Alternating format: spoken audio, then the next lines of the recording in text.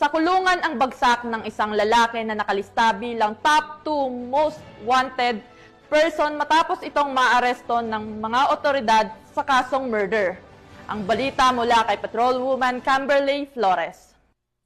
Takas ang mga autoridad ang nakatalagang top 2 regional most wanted person na may kasong murder matapos mahuli sa Barangay Balite, Villaba, Leyte. Bandang alas 12:25 ng hapon nang maaresto ang akusado ng mga tauhan ng Villaba Municipal Police Station kasama ang Leyte Provincial Intelligence Unit, Regional Mobile Force Battalion 8 Headquarters, 805th Maneuver Company Regional Mobile Force Battalion 8, Regional Intelligence Unit 8 at Provincial Intelligence Team Leyte sa bisa ng warrant of arrest para sa kasong murder na walang inirekomendang piyansa. Dinala ang akusado sa Villaba MPS para sa kaukulang dokumentasyon at tamang disposisyon. Ang matagumpay na pagkakaaresto sa akusado ay patunay lamang na epektibo ang pagpapatupad ng pambansang pulisya sa kanilang sinumpaang tungkulin na maghatid ng serbisyo publiko para sa mas payapa, ligtas at maunlad na bagong Pilipinas.